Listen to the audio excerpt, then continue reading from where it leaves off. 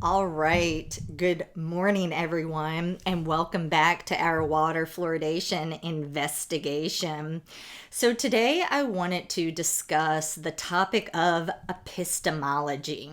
Now, for those of you who may be unfamiliar, epistemology is, in simple terms, you're asking yourself, why do you believe what you believe? Okay, so a good example would be the moon landing. Lots of people believe in the moon landing.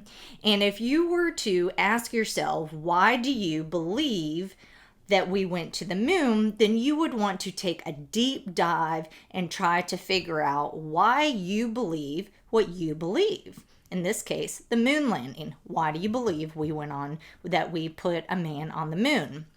Now, there are many people that do not believe that we went to the moon. And so if you were to apply epistemology to that topic, you would ask yourself, why do you believe that we did not go to the moon, right? So essentially, you're exploring why you believe what you believe. And this is really great because so many of us, we just do things because that's what we've always done, and we don't actually really know or understand why it is that we're doing what we're doing. So applying epistemology allows you to slow things down and really analyze your beliefs and see if maybe perhaps after you dive into why you believe what you believe, you may in fact wind up changing your position. Now, when it comes to water fluoridation, Henrico County, specifically the Board of Supervisors, such as Jody Rogish, Misty Roundtree, Dan Schmidt, and the county manager, John Vitulkis, they believe that it is appropriate to put a diluted chemical drug into the drinking water for pregnant women and children to ingest. This diluted chemical drug is known as hydrofluorosilicic acid. The common name for this is fluoride, but this is not your natural calcium fluoride that you could hold in your hands. No, this is much more sinister. In fact, if I were to hold hydrofluorosilicic acid in my hand, I would not have a hand left. But the Board of Supervisors, the county manager, and the DPU director, they believe that it is healthy to drug the entire county with diluted amounts of hydrofluorosilicic acid. Now, I would like for them to ask, why do you believe what you believe? Why do you think it's appropriate in order to cause a type of disfigurement in the public's teeth known as dental fluorosis? So when you ingest this chemical drug, hydrofluorosilicic acid, it actually alters your tooth structure. And so normally you would have nice pearly white teeth, right? Pristine, gorgeous white teeth. But the county thinks it's appropriate to artificially change your teeth so they are yellow or even severely brown, okay? They think that this is healthy. Now, how on earth did they come to the conclusion that ingesting a chemical drug that changes your teeth, these teeth look pretty jacked up to me, how on earth did they come to believe this, right? So that is what we're going to look into today. Is we're going to take a deep dive into why people believe what they believe. Now, I'm going to take the position today, in order to illustrate my point, as somebody who doesn't know anything about fluoride, okay, doesn't know anything about hydrofluorosilicic acid, and I'm going to try to figure out why I may believe what it is that I believe, okay? And as we go through, you're going to understand how the public has gotten brainwashed into thinking that this is healthy. Now, In order to do so, we're going to have to go back 70 years. So let's get started. All right, we are all set. So starting in the late 1800s and early 1900s, the Public Health Service, the EPA, and the dentists, they were actually the heroes when it came to the topic of fluoride. They said this stuff is extremely toxic, and in fact, the Public Health Service and the EPA was actively trying to figure out how to remove naturally occurring fluoride from the drinking water. The Public Health Service, in particular, they were big heroes.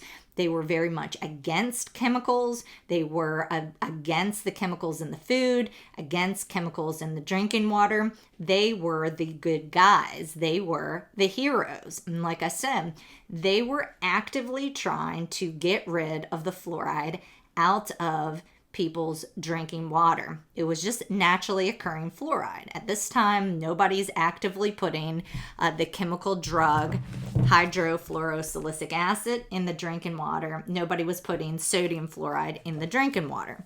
So they were just dealing with naturally occurring fluoride and said that the fluoride damages the body and that it makes it destroys life. Okay, so these guys, remember, they were the heroes in the beginning, but just like with anything else, the heroes can be corrupted, and sadly, that's what's going to happen. So how did our heroes of the early 1900s turn into the villains of today? Well, it started off with the Manhattan Project and Alcoa. So first, let's discuss the Manhattan Project, where they were making things that go boom. So in order to enrich uranium, the men needed fluoride, right, in order to enrich uranium. And the fluoride was causing a variety of adverse health effects, okay?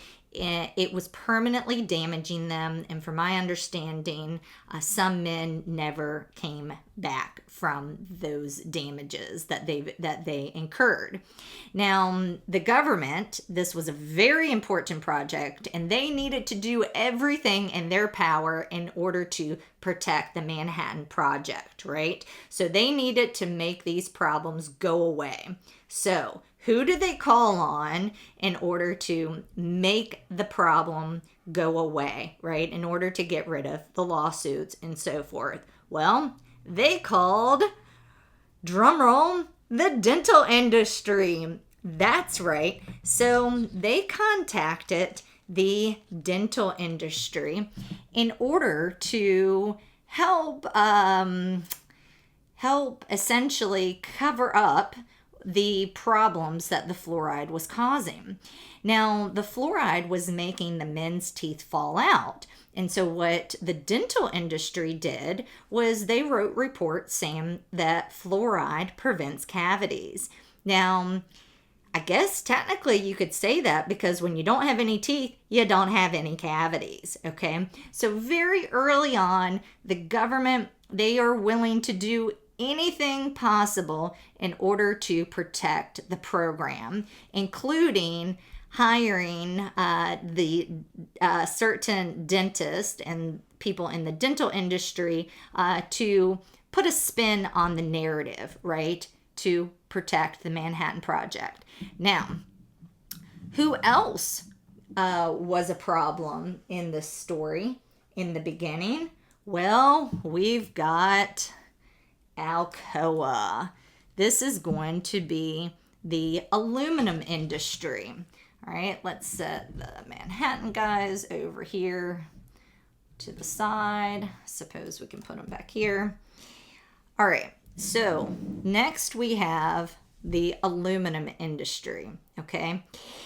You have Alcoa. Now, they also were polluting the air they were polluting the air and the water. Okay, so it was a bit different than what was going on with the Manhattan Project where they were handling it. What was going on here is the fluoride is a hazardous waste byproduct of the aluminum industry, and the fluoride was going into the water, it was going into the air, and it was making animals permanently go to sleep. Right? They said that this was, the people who lived in the area said this is the most toxic chemical known to man. It was the worst pollutant that you could ever imagine. Right? It was a major problem. Now, what happened was there was a dentist whose name was McKay, okay? And McKay, he was over in Colorado investigating why are people's teeth so jacked up and browned with a condition called Colorado brown stain. Essentially, their teeth were worse than this, okay? The fluoride was causing dental fluorosis.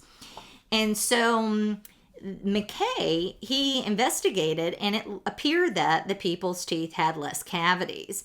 Now, he thought that the fluoride was actually causing their teeth to have less cavities, but he would later change his mind and say that it was really the calcium and the phosphate that was causing the individuals to have less cavities. But it doesn't matter because the Alcoa, the aluminum industry, they just jumped on this idea that fluoride, it prevents cavities, right? That's all they cared about. Who cares if you've got jacked up teeth? And so what they did was they contacted McKay in order to investigate whether or not the fluoride that was contaminating everyone's water and air could make your teeth harder too. Okay, so you can see the direction that they were going in. Now, McKay, he, quickly wanted to dip out. And so what did they do? They brought in a dentist to do their dirty work for them, okay? And so here you had lots of lawsuits, lots of problems, and it was threatening the aluminum industry. Now, the aluminum industry was booming. This is during right prior to World War II, during World War II. And so the government and Alcoa, you cannot threaten the aluminum industry. So what did they do? They hired dentists in order to put a spin on this and say that the fluoride that is damaging people's health, causing people's teeth to be jacked up, is actually something that is healthy. Now, I don't know how anyone could possibly think that when your teeth are disfigured that is healthy. But nonetheless, they propagandized the public. They propagandized the politicians into claiming that this is healthy. I think they hired the godfather of propaganda, Mr. Bernays, the guy who convinced everyone that smoking was healthy, in order to say that ingesting a hazardous waste byproduct is healthy too. Remember, if you can convince everyone that smoking's healthy, certainly you can convince everyone that ingesting a hazardous waste byproduct is healthy. Okay, so that is what they did. So the two biggest players in the beginning, like I said, you had the Manhattan Project, you had the aluminum industry. Now, the dental industry, they too thought, okay, now they've been corrupted, in my opinion, based on my research, right? And we've got problems with the aluminum industry. Now, who else hopped on this bandwagon that ingesting a chemical drug is healthy? Well, guess who comes rolling in, right? The sugar industry. So the sugar industry, they thought, well, if we can convince everyone that the problem is that people don't have enough of the chemical that they're ingesting, right? So instead of saying that sugar is bad, just say that the folks have a deficiency in hydrofluorosilicic acid. So the sugar industry was happy to jump on the bandwagon. Now at this point, the dental industry, they're willing to do just about anything in order to help the other companies and other industries in government. Who else wanted to hop on this bandwagon? Well, you had the phosphate industry. So hydrofluorosilicic acid is or fluoride rather, is a waste byproduct of the phosphate industry. So you have all of these private companies and government agencies who needed to make sure that what they were doing was never going to be stopped, right? And so in order to do that, they all had individual interest, and they made sure that they had dentists to say that hazardous waste byproducts are healthy, sugar is healthy, the Manhattan Project is fabulous. Now, the EPA, who they were the good guys in the beginning, they realized that this fluoride that is going into, that's a waste byproduct from the phosphate industry, it was really harming a lot of people. So the EPA thought, well, instead of harming a lot of people in a small area, let's just spread it out and sell it to everyone across America. That way, everyone's getting just a little bit. And so now we have a solution to the problem, right? And so now you'll just have a lot of people just kind of feel unwell, and people being messed up and thyroid messed up, and like I said, instead of one area being really, really jacked up. Then you had the Public Health Service. Now they were the heroes, but they are no longer the heroes because you had somebody from Alcoa then make his way into the Public Health Service, and now the Public Health Service says that this is healthy to ingest, okay? So we've got our companies that think that need to make sure that fluoride is good. We've corrupted the dentist. We've got the phosphate industry here. Public Health Service. So we've corrupted the Public Health Service, we've corrupted the dental industry, and we've corrupted the EPA. Okay.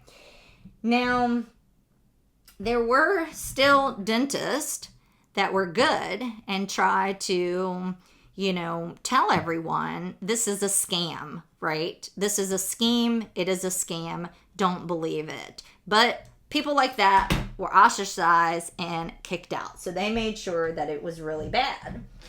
Now, you also had people such as the waterworks operators who warned everyone and said, this stuff is dangerous. This is one of the most toxic things that we have to handle at the waterworks. But many of the waterworks who spoke out, or waterworks operators that spoke out against this, were told to, if you know what's good for you, keep your mouth shut, right?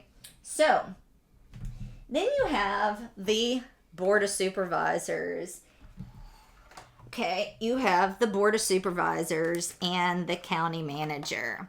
All right, so here they are, and they need to do what is good for them, right? They don't care what the public says. They care who is giving them money.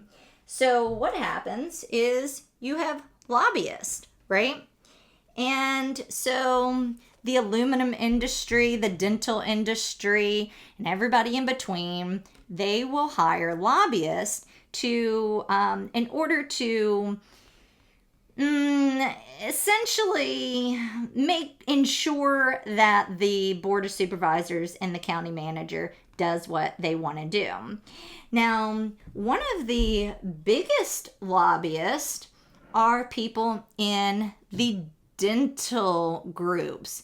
Now, why on earth would the dental groups why would the dental groups want to hire lobbyists, right? What is going on? Well, the dental groups, they want to make sure that we never have universal dental care, right? And so, because that was a big discussion, is hey, let's give everyone universal dental care. Now that's going to threaten them. So the dental industry, they want to make sure that never happens. So they will lobby the board of supervisors to make sure that this chemical drug is in the drinking water. They say, no, you don't need a dentist. You just need to ingest the chemical drug. So you have a lot of organizations, a lot of private companies that have a interest in, the status quo, right? So they want to protect the chemical industry. They want to protect the phosphate industry. They want to protect the aluminum industry. They want to protect government programs. They want to make sure that we never have universal dental care. Oh, and the other thing is, when the dentist continue to say to put hydrofluorosilicic acid in the drinking water, they know that a substantial amount of the public is going to wind up having dental fluorosis. And more cracked teeth and weak teeth, well, that's going to be more money for the dental industry, right? Because when your teeth are all jacked up, then you need to go to a dentist. A lot of people have dental fluorosis and they will pay for costly veneers in order to fix the job. So in other words, the dental industry is promoting a problem in order to sell a solution, right? So this isn't about health. It's not about dental health by any stretch of the imagination. So that is essentially how we wound up with the fluoride in our drinking water. And I just want to bring in the public, okay? So we've got the board of supervisors. They're not really doing the right thing. They're not doing the right thing at all. We've got chemical, we've got the Manhattan Project. We've got the phosphate industry. We've got evil lobbyists. We can put them over here. We've got evil dentists. We've got the EPA who, they're problematic. The Public Health Service, they're bad. And what happens is the public suffers, okay? The public, they are surrounded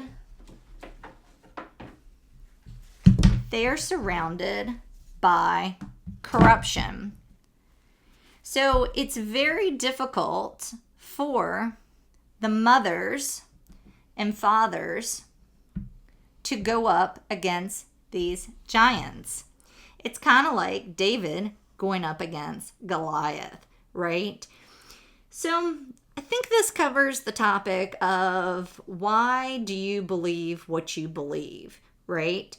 If you're somebody who maybe thinks that ingesting a diluted chemical drug is healthy and that it's healthy to ingest and damage your teeth and cause dental fluorosis, maybe you should stop and ask yourself, why do you believe that? Why do you believe that this is good? Could it be because of all of these organizations and all of these companies who got their greedy little hands on our politicians to convince them to put this chemical drug in the drinking water? I think so. All right, guys. If you like this video, make sure to give a thumbs up. Make sure to leave a comment below and share it with others. If there's a topic that you are interested in, then leave a comment below and hopefully I can get back to you. Also, today is June 2nd and the Board of Supervisors, or the county, Henrico County, I should say, they have until June 4th in order to respond to my declaratory judgment, my request for a permanent injunction, and my writ of mandamus to compel Henrico to provide pure water as defined under the law. So stay tuned and I will see you next time. Bye, guys.